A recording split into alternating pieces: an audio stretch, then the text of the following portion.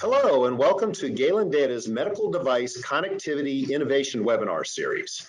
My name is Keith Drake. I'm the Vice President of Business Development for Galen Data. Our topic today is cybersecurity design considerations for medical devices. We'll be discussing product lifecycle tips, techniques, and tools you can use today to reduce costs and maximize marketability. Our presenter today is Chris Gates. Chris is the Principal Security Architect for Velentium. Chris, welcome. Thank you, Keith. Pleasure to be here. Good to have you. Before we get started, we're going to go over a few of the webinar logistics. At any time, you can submit questions for our Q&A session in the questions window in your console. Handouts overviewing Galen Data and Velentium are available for download also in your console. And a recording of this webinar will be provided in a follow-up email. Welcome again, Chris. Could you tell us briefly about yourself and about Velentium? Of course, Velentium is a new medical device consultancy where we take your intellectual property and take it all the way from concept through manufacturing, with all the development included in it as far as regulatory artifacts included in the design history file. We consist of a large number of subject matter experts in various disciplines, mine of course being cybersecurity, the topic of the day, but as well as firmware design, mobile device design, electronics development, test systems for productions. We can help you with all of that. And we have 3 offices. The corporate headquarters are in Katy, Texas. I am in our Colorado office in beautiful Lafayette, Colorado. Thus the slide deck that you see in front of you there with the flat irons and the Colorado flag. And then we have a California small office that we work out of up in Silicon Valley. And so my background is 48 years of medical device development. I've been doing this a long time, mostly class 3 medical devices. But even longer, since college, I was a hacker and used to hack into everything. Back then, it was like the DARPA network or the university's local network, and whatever would interest me, I would pursue. And during the course of my career in designing things in my day job, occasionally I would intersect with security, where mostly I was protecting intellectual property, or if we had a consumable type model where there was some part of your medical device system that was consumable, I did counterfeit protection and figured out ways to keep people from stepping on our business. So this has been something I've been doing for a very long time. However, the last 12 years of which has basically been focused on helping medical device manufacturers, MDMs, in creating secure medical devices. And it all got started while I was at a very large company working as an engineer on their proprietary sub-1 gigahertz RF interface. And as they were there, they were hacked. And so I started looking at ways to actually incorporate this into the life cycle and refine this process over and over again. What works for the development teams, what works for the project management to keep track of the development of it, what works for regulatory agencies. And oh, by the way, it actually makes your devices and systems secure as well. So it's been an interesting ride these last 12 years. A lot of focus on this. Since then, I've been working in a lot of different agencies defining things like tools, processes, procedures. Currently, we're finalizing up the software bill of materials out of the NTIA. This is what the FDA will use in your submissions. And IEEE, Bluetooth Special Interest Group, all sorts of different groups that I work with over the years to try to incorporate security in a way that's workable for the development teams. I should point out there the bicycle rack that's there is because I've always been doing this. Even when I was in elementary school, they used to have monitors. Kids would go out and stand and monitor the hall or monitor the ballroom. Well, I always volunteered for the bike rack, and nobody wanted it anyway because it was kind of set away from everybody.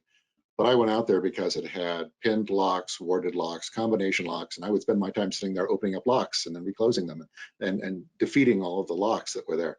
This is actually one of the defining traits of hackers, is you find they really like to pick locks.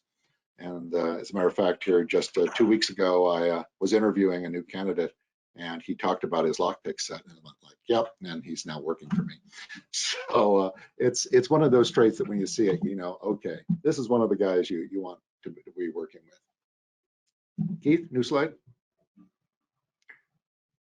We are, as I mentioned, a new product consultancy. We are different. We delve into 9 different pillars of excellence that we excel at. If you wish to bring us in for one aspect of it, like cybersecurity or test systems or mobile app development, medical, we can do that, or we can do the entire raft of your entire system and support you across the entire thing. So we're here to help you. Feel free to contact us. Very good, thank you. And as a reminder, most of our audience knows about Galen Data and our Galen Cloud compliant connectivity solution for medical devices. But just as a quick reminder, the Galen Cloud is purpose-built for medical devices. It's compatible with all cloud infrastructures. It is ISO 13485 certified, something important to look for in a cloud solution. It is compliant with a wide range of regulatory and agency guidelines. And it's highly configurable, gives a very wide set of turnkey features and functionality out of the box for medical device connectivity, transfer and storing of data, alarms and events, and different types of access. We're going to cover a lot of ground today. First of all, we got to talk about what we're protecting. Chris, I know in talking with you and preparing for this webinar, you really opened my eyes. Even though we do take security very seriously, you really opened my eyes to the broad range of the answer to this question, what we're protecting. We'll talk about FDA guidance and how that has evolved in a positive direction over the past several years. And then we'll spend the bulk of our time on lifecycle activities and doing vulnerability assessment. A lot of different dimensions, a lot of moving parts. And then finally, we'll round out our webinar with some thoughts about implementation and post-market activities. Before we get started, though, I'd like to ask our audience who you are. What type of organization do you represent? So you should have a poll open right now. No right or wrong answers, but let us know. Do you represent a medical device manufacturer? Do you represent a company that provides software as a medical device? Are you a contract manufacturer involved in any measure of the design and development life cycle? Do you represent quality or regulatory in that specialty, or other? So I see our answers are coming in. Give everybody just another 5 seconds or so to find the poll in your console and let us know who you are. We like to know who we're talking to. All right, so we'll go ahead and close out the poll. Thank you for participating.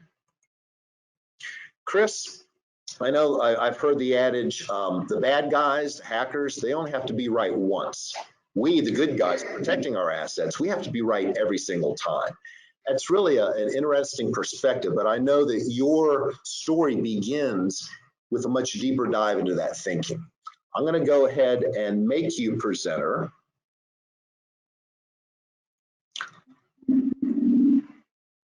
It should be coming your way. There we go. Quite right, Keith. And it's one of the problems is the fact that as engineers, we've never been trained in security. This is not a traditional area. In fact, it's really quite new to get any form of training.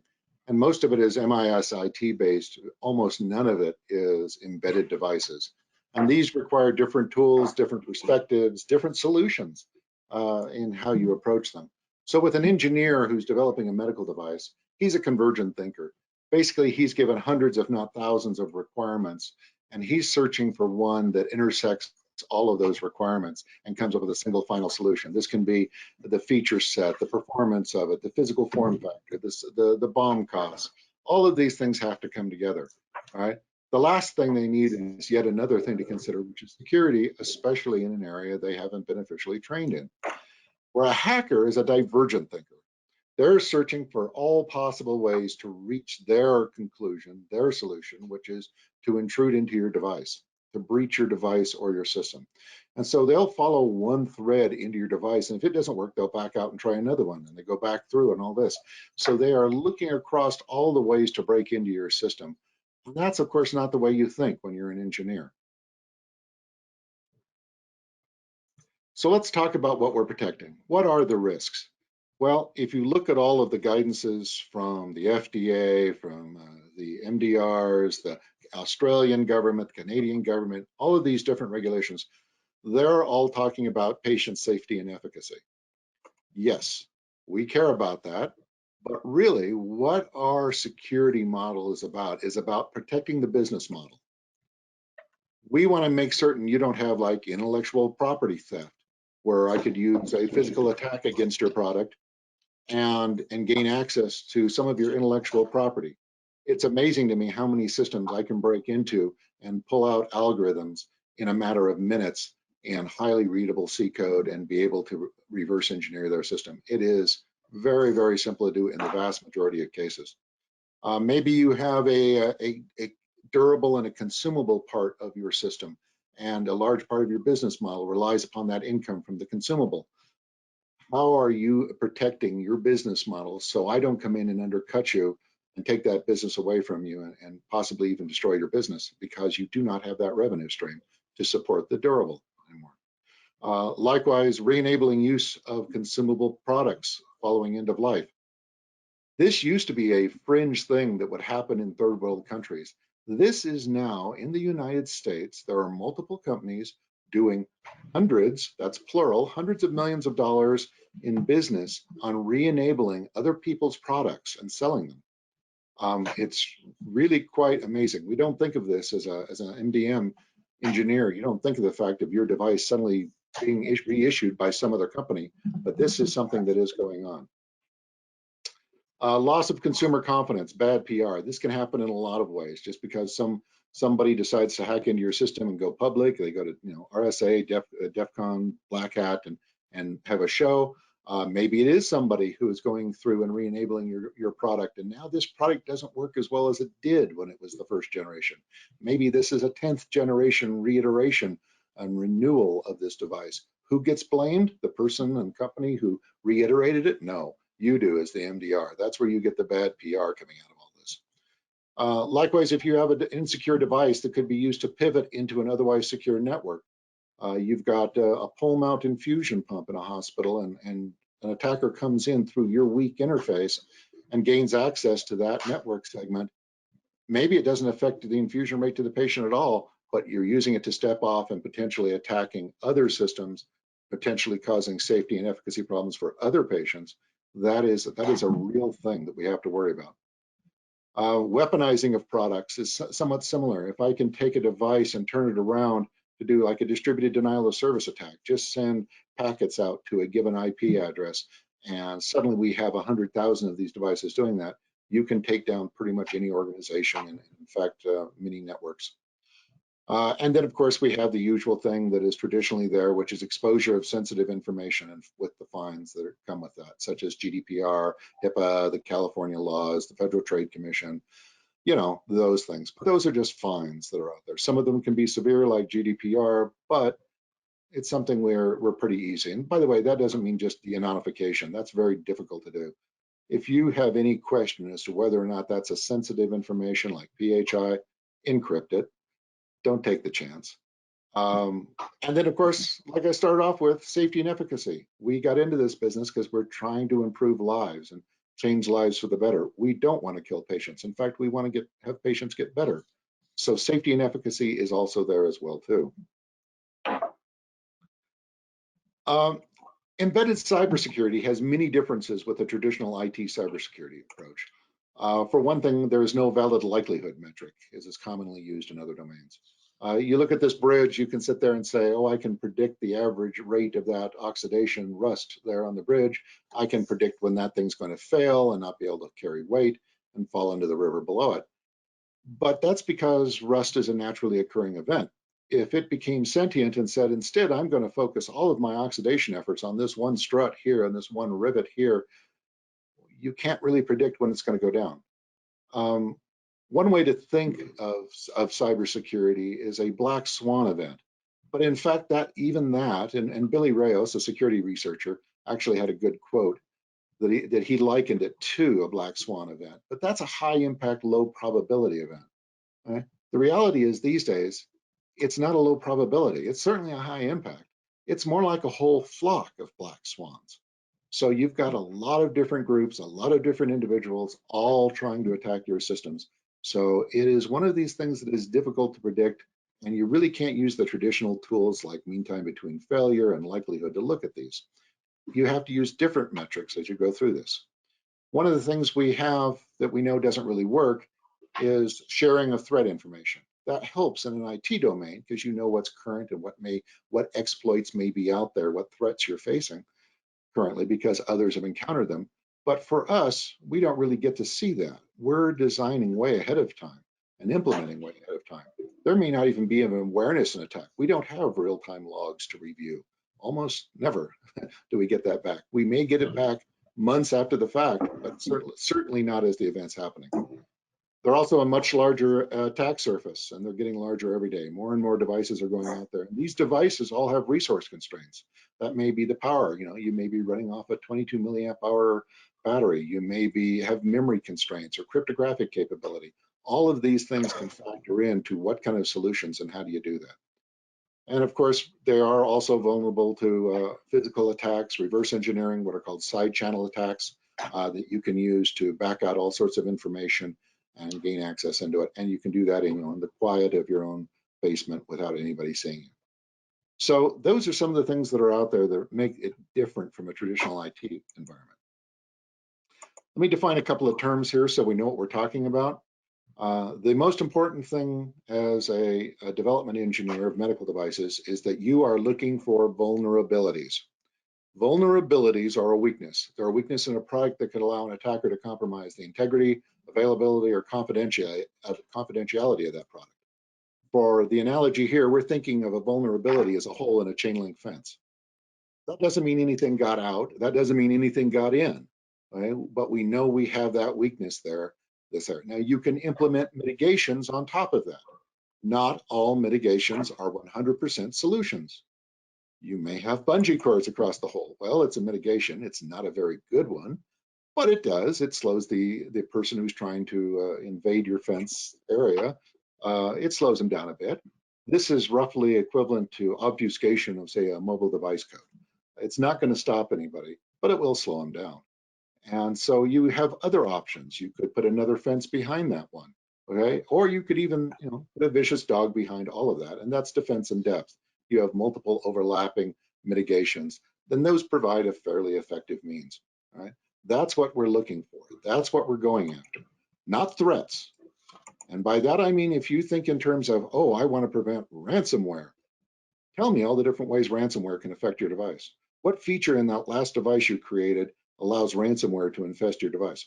What thing did you do or not do allowed it to infect your device? You can't think in terms of threats because threats are a large category of different attacks. What you have to look for is the vulnerabilities that are used and utilized by these threats to gain access to your system. Look for the ones that matter and mitigate those. So during your development lifecycle, there are 3 places where you can create vulnerabilities. That's during the design phase, during the implementation phase, and in the use of third-party software components, what traditionally is referred to as soup. Hate that term, it's not accurate. But third-party software components, things like libraries, frameworks, operating systems, device drivers, communication stacks. These are all things you want to look at. Now, each one of those 3 separate areas have different tools and techniques for assessing the vulnerabilities, scoring which ones are important to your particular use case, and addressing each one. So they're looked at differently, but those are the 3 areas you want to cover. Example of it, and just so you understand, an example of a design vulnerability are things like no authentication for a user to access device, no integrity checking of a data stream, no encryption of PHI. Implementation vulnerabilities didn't enforce the length of an input buffer. Utilized unsafe intrinsic functions, okay? So third-party software components, Heartbleed, Urgent 11, Sventooth, Ripple 20. These are all the type of things we have to look for during our development lifecycle and make certain we don't inject them in so they get exploited once the device reaches the market. From a regulation standpoint, the FDA sort of led the way of any other industry. Back in 2014, they kicked out the pre-market submission for management of cybersecurity in medical devices. That's a guidance document that basically said you should create secure medical devices. We like puppies, unicorns are cute, and we're not telling you any specifics as how to really do that. Good luck figuring out what we meant. This really caused a lot of problems, especially for people like me, because I got to see 483s, warning letters, detailed rejections letters. I got to see a lot of the details and what they were really looking for. So I could say, no, I know what they're looking for. They're looking for this, and I'd have medical device manufacturers say, but they don't say that in the guidance. No, I know they don't, but they're not being prescriptive. They're trying to give you latitude. Well, unfortunately, it did a huge disservice to the medical device industry because of that lack of specificity. So then 2 years later, in 2016, they created a much better document that's the post-market management for cybersecurity. In other words, once you sell that device, your responsibilities as a medical device manufacturer have not ended. You have ongoing, for the life of that device in the field, until end of support, you have responsibilities that you have to maintain. This started this in this direction, and what we now see is the health delivery organizations, the hospitals, the clinics, are now standardizing on contract language for cybersecurity that goes way beyond what even this post-market management does. That's fairly straightforward and easy to comply with. But some of the stuff that's now going on is contractually obligated for you to sell your products into an HDO. 2018, the FDA came up with a much better version of the 2014 document. Unfortunately, they kept the formatting of the 2014 document, which was a mistake. They also added in a tiering structure, a two-tiered, 1 and 2, that would cause nothing but complaints amongst everybody who did the draft, including myself. And so now they're in the process of revising this 2018 document by reformatting it into a better format. Most of the content stays intact, and then they are also getting rid of the tiering system completely. So it actually is going to be cleaner and clearer, but all the things like the 35 design requirements they're looking for, all the artifacts that need to be submitted at the time of pre-market submission are still there. The 14 things you have to put in your user manual, your IFU, are all still there. So most of the content remains intact. They're just making it a more readable guidance as well. This also, by the way, is the 2018 version, and the one that will show up in 2021 is going to also cover the software bill of materials for these third-party software components that you utilize. If you look at, and this is a lovely graphic from HISAC, which is an ISAO that specializes in the worldwide health industry.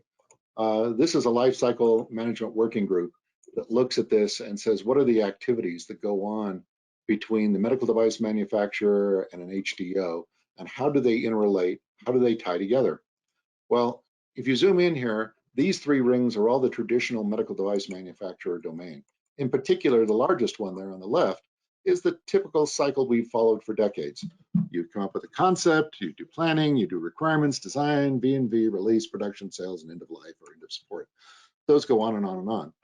That has somewhat changed, not in what's occurring in that ring, but the artifacts that you create.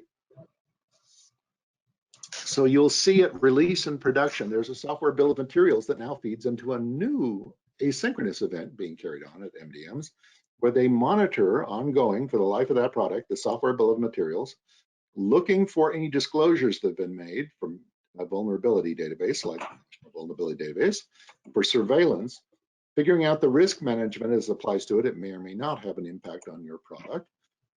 Have coordinated disclosure for whatever the outcome is, and there may be updates, workarounds, patches as mitigations that get pushed off to the HDO. Likewise, at sales and end of life, there's procurement here and security artifacts that go on as you're trying to end one product and sell into the HDO a new product. They may want to see your MDS squared, which is an optional document, but highly recommended to have. They may also want to see your software bill of materials as well too. And they're not looking for you to create it. They want you to be able to give it to them when they ask. It gives them a sense of how mature your cybersecurity process is. In the post-market surveillance ring, you'll see a disclosure arrow going up above here to the supply chain. Well, we've always had approved supplier lists. And now what we have here is not just looking at how well the terms are, how good of a quality of product they've provided us, how they deal with returns, like has been traditional ASL, but now we're also including things like how many vulnerabilities that they have. How do they respond to those vulnerabilities? Did they work with us? Were they rapid in getting out fixes or patches for us? And this is going to feed into candidate suppliers to be used on future products. So as we go forward, we're going to say, oh yeah, we used that Acme PDF viewer in our app, and it was terrible. We can't use that again. We need to look for a new supplier. Or maybe it's just the opposite. They were great. They had one vulnerability and they really worked with us, and they were great for getting the fixes out. So it's starting to affect literally how we design and incorporate future products. I've mentioned the SBOM in here, the software bill of materials, a couple times. If you want more information on it, by the way, the ntia.gov/SBOM is a great source of information, detailed, really real hands-on work. We have 4 different working groups in there that are even proof of concept in medical device, and how we're structuring tools, how we're actually performing it, how we're changing the machine readable formats to make them more automated, both in the generation and in the consumption side. And no slide presentation would be complete without an XKCD cartoon in here. And this sort of indicates what an SBOM would look like. All these tiered structures of dependencies going down. There you've got some little software piece down there that hasn't been maintained since 2003. That's the kind of stuff a software bill of materials is meant to expose to the end consumer as well as the manufacturer.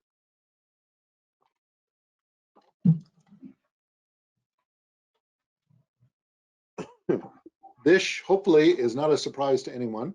This is the big V diagram of IEC 62304 for software development in the medical device industry. So whether you're approaching a waterfall method or an agile method, it doesn't really matter in the sense of this structure and what has to be done when. But the correct approach so you can incorporate this into your development lifecycle, monitor it, do real project management on it, and have confidence in what you're doing, is that you don't wait till the end of this to start considering, oh yeah, we're going to try to submit next week to the FDA and do a pre-market submission. Maybe we should start considering security. That is not the correct approach. If you even find something at that late date, you do not have the time or budget to actually fix it. So instead, what you do is you approach it much like you approach many other aspects of development.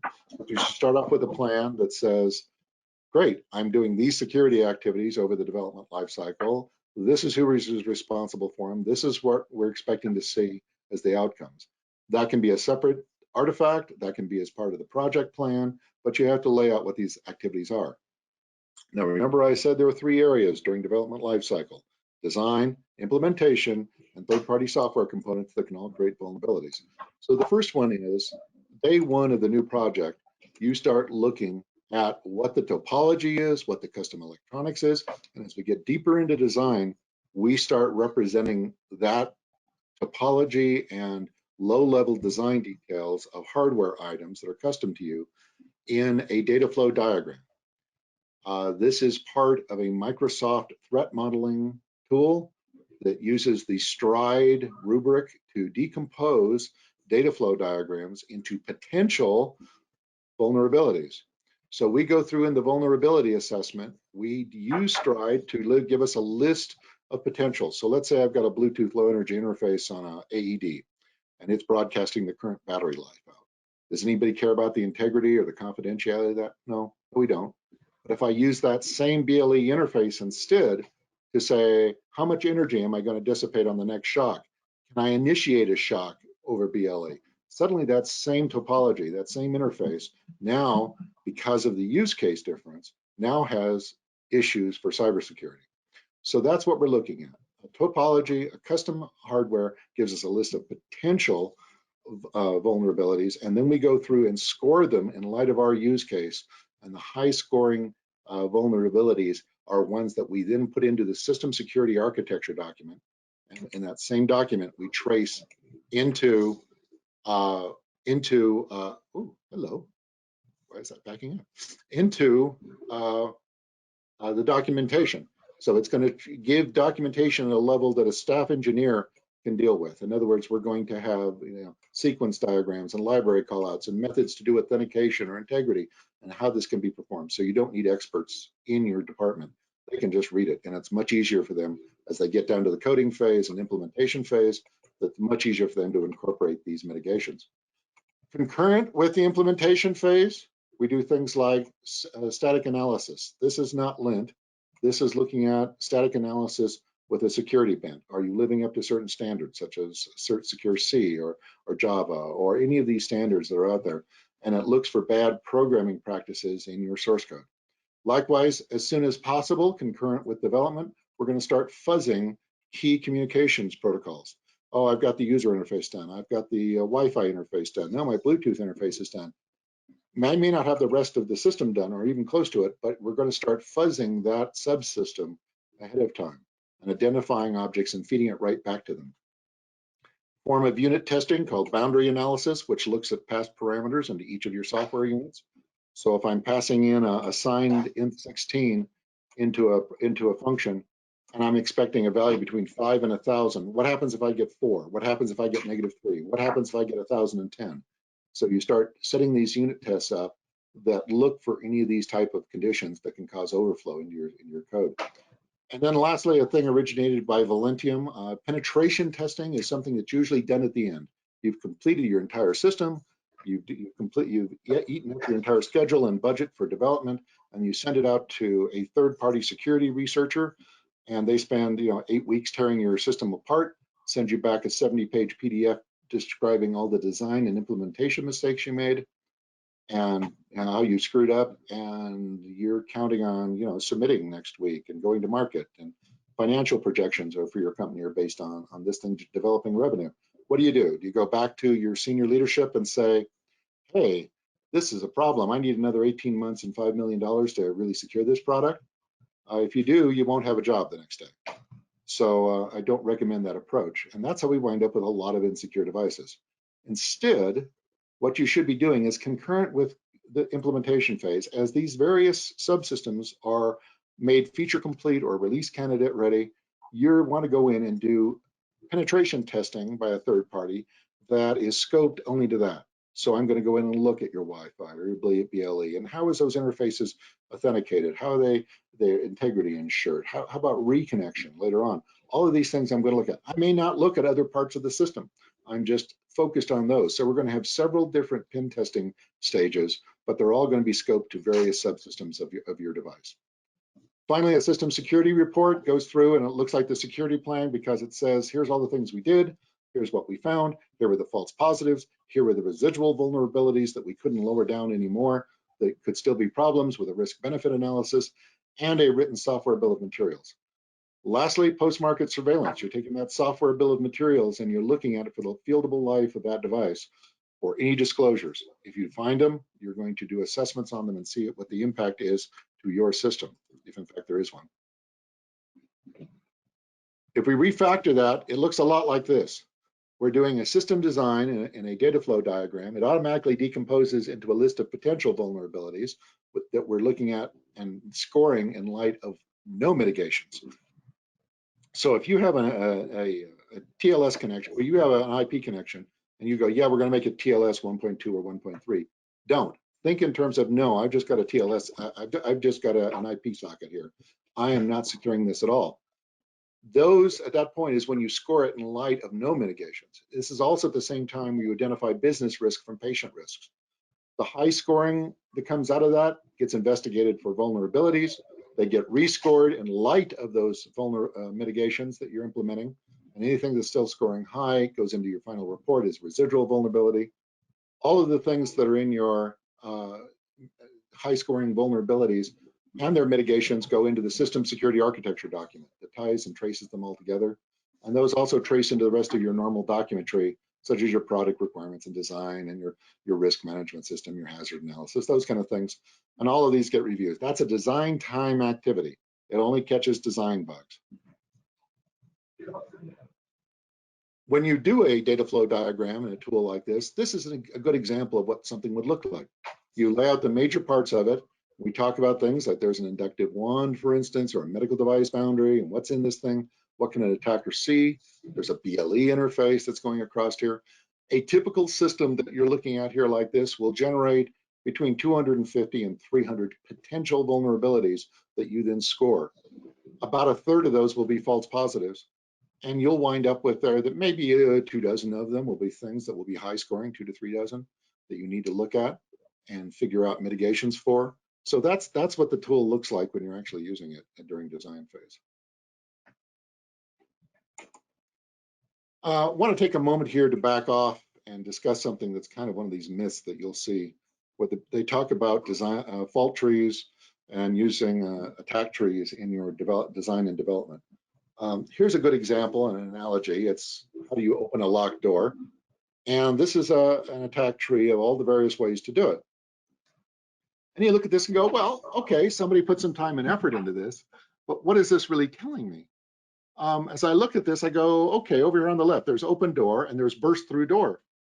What's the probability of that? I mean, is this going to be an issue? And what is this telling me about the burst through the door? Is this somebody kicking the door? Are they taking a sledgehammer to it? Are they hitting it with a tank? Those are different mitigations. Do I even need to worry about that?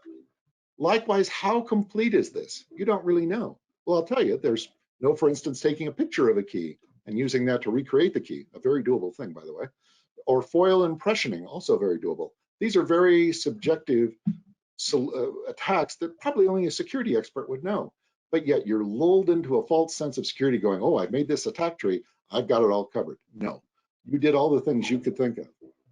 These type of tools, and this includes things like whiteboarding. You go up and stand in front of a whiteboard with your team and people suggest ideas, are only as good as the team. If you have a bunch of security cyber experts, you may have a better job of it. You may not. We're human, we miss things. What you want is a way to formally decompose the system, not an ad hoc, what seems like a good idea approach by people who don't really understand security in most cases. So try to avoid attack trees and whiteboarding as a way of determining design issues.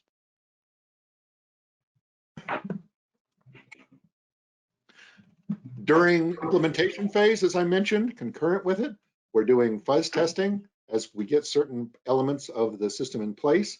We're doing micro penetration testing also as we get certain elements in place. SAST or secure static application testing should be frequent and often. Do early, do often. Don't wait till the end to run it once. You won't like the size of the report you get. Include it in your build cycle if possible, so nightly, weekly, whatever that looks like to you. Include that in and get that back out. At Velentium, we offer this as a service for you, and we'll do it multiple times. But in reality, I try to encourage all of our clients to actually buy it, and I'll help you pick out something that fits your price profile to give you good results. But I include it in your build cycle, so it's right there and it instantly feeds back into your engineers what's going on. And then I mentioned the unit boundary testing that goes on as well too. All this feeds into bug tracking.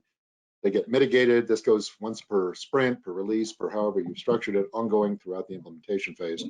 But what to take away from this is all of these observations are rapidly being fed back to the people who are going to fix them. This is right at the end when you're going for submission and subsequent release. You're going to want to take your software bill of materials and put a union between it and databases like Vulners or National Vulnerability Database, ThreatStream, even common news media outlets and manufacturers. Monitor it, review the impact on the product, kick out at least every 3 months. Do this if you can't do it even more rapidly. We're getting it quite rapid within a few days, actually. We offer this as a service to our clients where we'll monitor your existing products and inform you of this. And this feeds into your organization as either a CAPA, or if CAPA is a 4-letter word for you, and you want an equivalent stand-up team, but a team that can make decisions about things like recalls and how best to structure customer-facing communications, what's the legal implications, and how are we going to fix this and roll these things out. So you need some way to address these on a very fast basis and look at these type of impacts that can occur. I've been talking very generally about what's best practice in medical device development. And one of the things I've avoided here is an IT structure with a back-end server. But this is really a big deal. More and more these days, I'm getting cellular systems, LoRa, Wi-Fi capabilities that aren't going through, say, a smartphone up to the cloud, but they're more going direct to it. And that cloud, even in 2017, ThreatStack did a study and concluded that 73% of the companies had critical security misconfigurations in their AWS cloud. Why? It's tough to do right. They are not secured by design. Even Amazon publishes now a virtualized 130-page instruction manual for how to configure its services. It's like, this is difficult. it requires experts to do. It's tedious, there's a lot of settings, and you mess up one of them and you have an insecure back end. So the takeaway from all this is that you want experts to set up your cloud.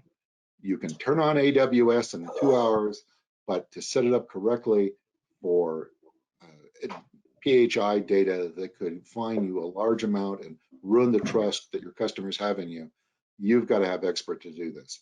And that's where Galen Data comes in. They are experts at doing this. And Velentium it works with them because they're a high quality company.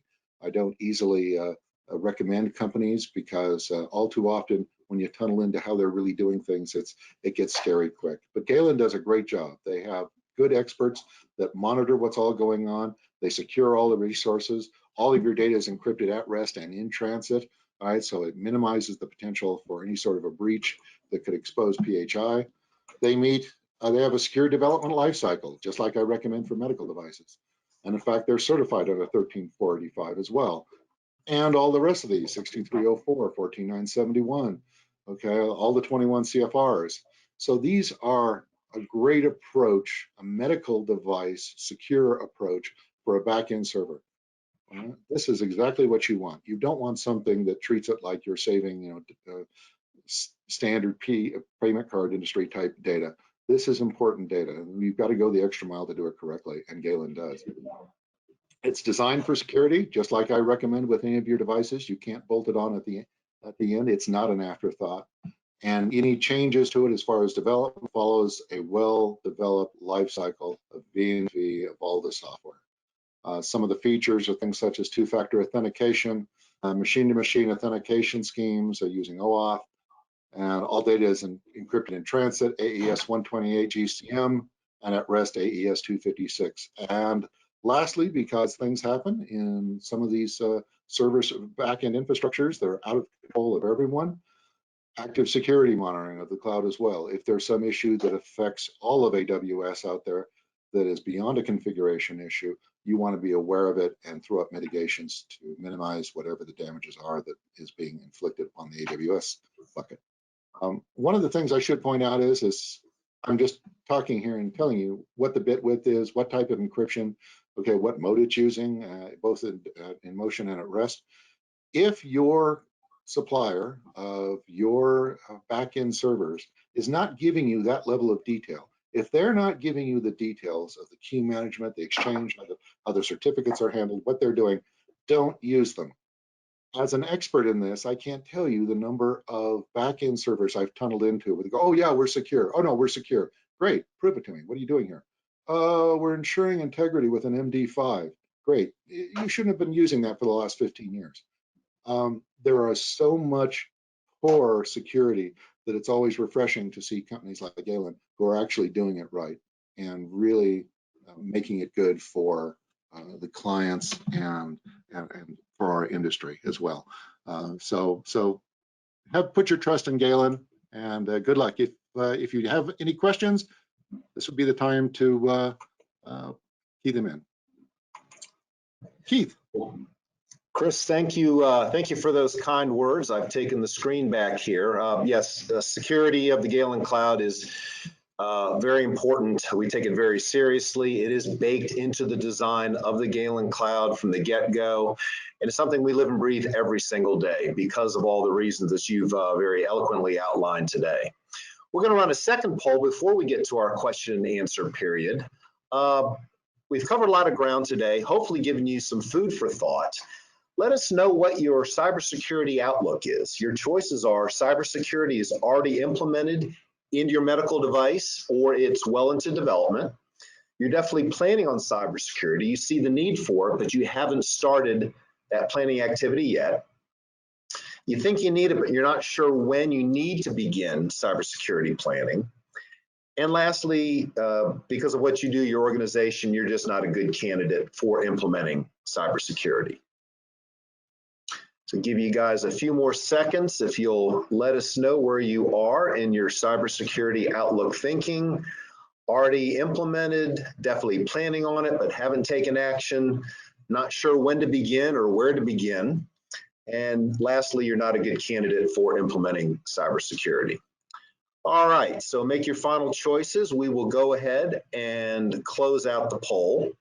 I'd like to leave you with some final thoughts here before we get to our questions, just to suggest some actionable information for you all. Think about what Chris has gone over today, and think about your device life cycle, where you are. Is there potential to address cybersecurity issues now? The answer is yes, but the true question is, of all the information Chris provided, what should be your immediate focus in addressing cybersecurity?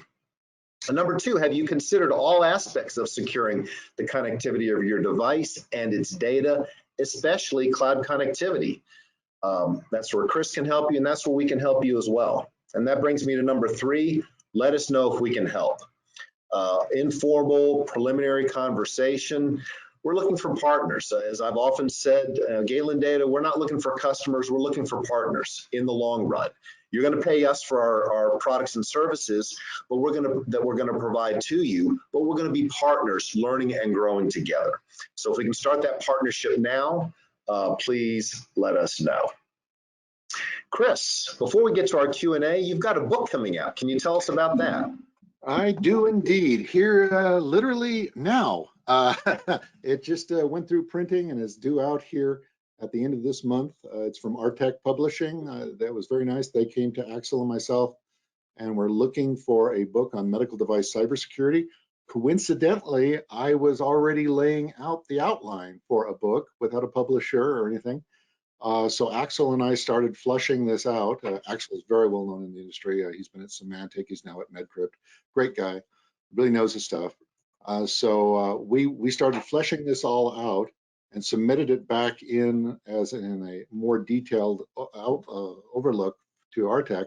And their reviewers looked at it and they came back and they said, wow, they really love it. They think it's fantastic. We want 20% more content. We're like, oh, really? It was already getting big. So 93,000 words later, we now have this book that addresses all aspects of it, from supply chain for design, details, cryptography, how to use it. It goes in from how to manage it, how to incorporate it into your life cycle, the tools to use, both large resource like PCs and embedded PCs, and small resource like ARM Cortex M0s.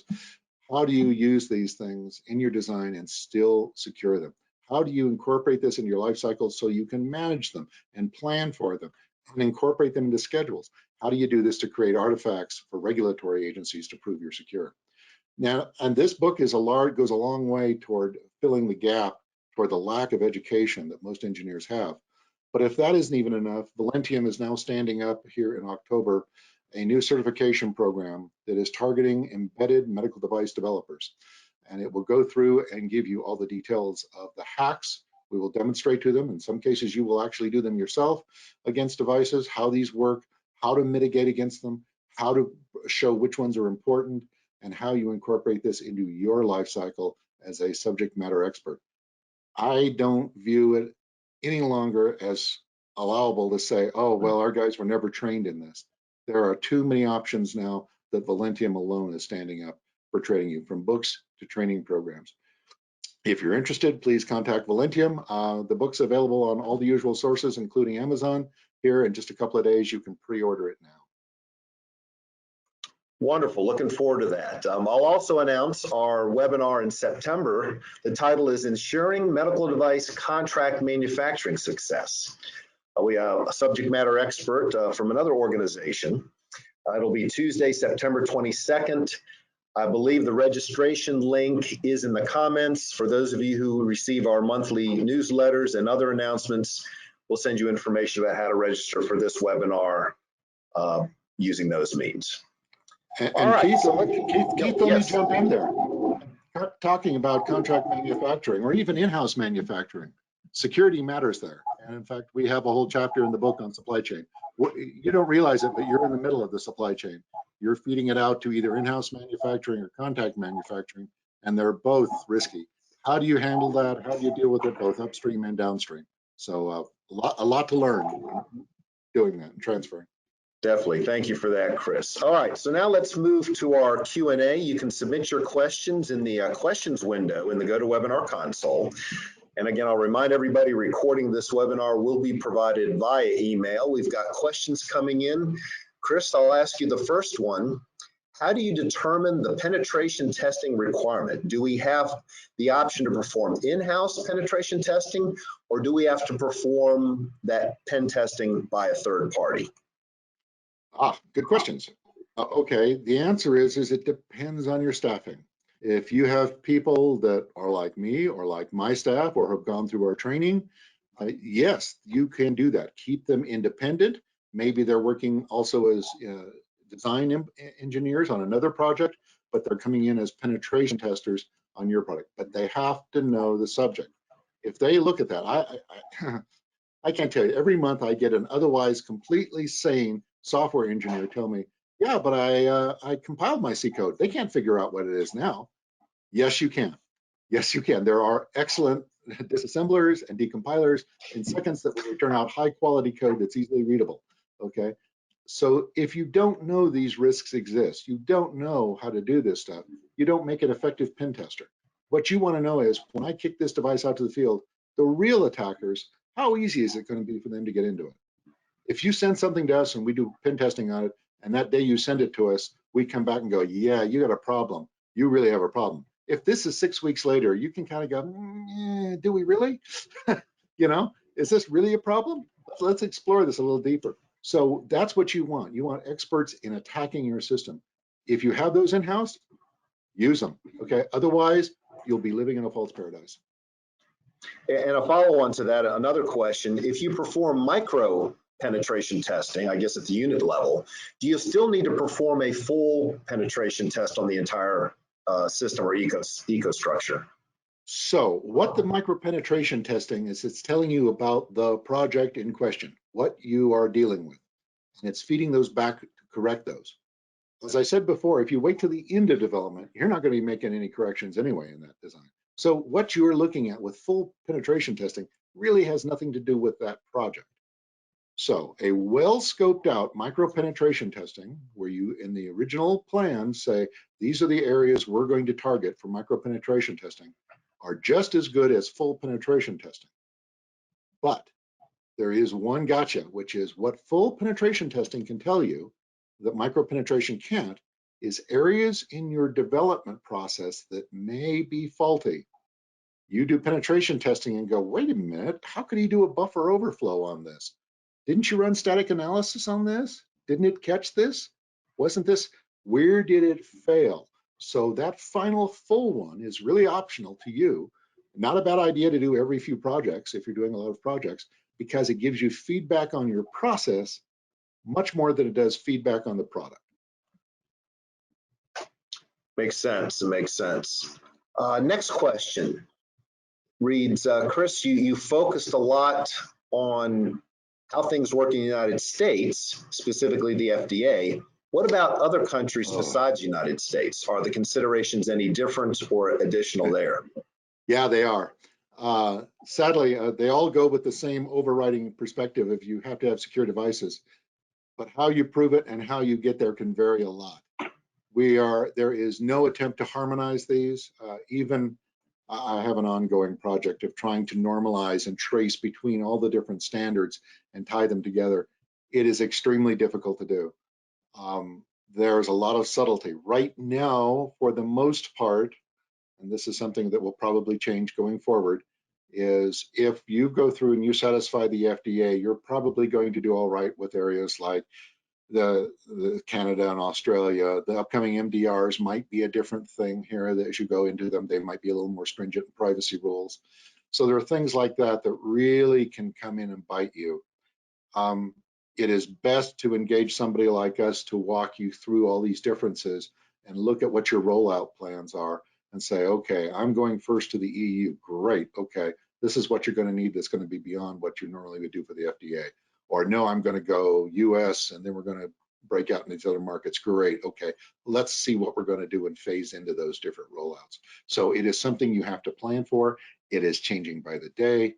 If any answer I gave you today, other than one that it's changing and it's complex, it would be a lie. Amen. Next question, how do I convince my boss that USB connectivity is a security risk. Okay. Go to hack5.com. Look for a thing called a bash bunny. For, I believe it's 50 bucks, 45 bucks, 50 bucks, something like that. It's a great tool if you want to break into something. You want to break into a company, go out and get some of those. They look just like normal USB flash drives. So you want to go in, you're breaking into Acme Corp, get Acme Corp's name and label and have it printed on a sticker on this, and then litter them around the parking lot. Some helpful employee will pick one of them up, go in and stick them into their computer in there. USB is so flexible, it enumerates to so many different things. It can be a keyboard, a mouse, what's called a human machine interface, HMI or HID device. It can enumerate as a network interface, as a memory. You have all these different things it can do, all concurrently, by the way. And so you use these type of attack tools to go in and say, oh, look, I'm a keyboard. Let me open up a PowerShell script. And on my memory side, I've also got a PowerShell script. Here you go. I'm just going to take this over and open up a tunnel back out to my command and control server. And now you'll never be rid of me. It's just that easy. And on the screen, you'll never see it happen. So USB is extremely difficult. When we're hardening things like Windows 10, we try to apply either the DoD STIGs baseline or the Microsoft baseline, and that usually involves disabling completely the USB. If you have some legacy product, typically things like an inductive wand fall into that category for an implant, or something else, but they can be that way. I've seen med radio bridges as well too. You do want to leave it still enabled, but then you're going to want to protect it against other things. And we've actually written small services that can run out there that through various cryptographic means, as something identifies on a USB connection, it then looks at it and go, are you the thing it's supposed to be? And if not, it shuts you down. So it's doable, but this was very purpose written code to allow something that shouldn't be there. If you really wanted to be secure, you would disable it completely. So the question is flawed to begin with. USB is not secure. You shouldn't leave it enabled. At the very least, use something like we have to disable it for all use cases except for the one you intend. Chris, that makes sense. Well, that's the last of our questions. And Chris, I want to thank you for an engaging discussion. I enjoyed it, and I'm sure our audience did as well. Thanks to our audience for attending our webinar today and for your insightful questions. As a reminder, the Galen Data stands ready to help you with your cloud connectivity needs. Our Galen Cloud Platform is a turnkey connectivity solution for a wide range of medical devices and data resources. It includes access control, onboard analytics, and is regulatory compliant, and as Chris discussed today, is extremely secure. We look forward to seeing you at a future Galen Data webinar, and please let us know if there's anything we or Chris Gates can help you with before then. And thanks again, and goodbye.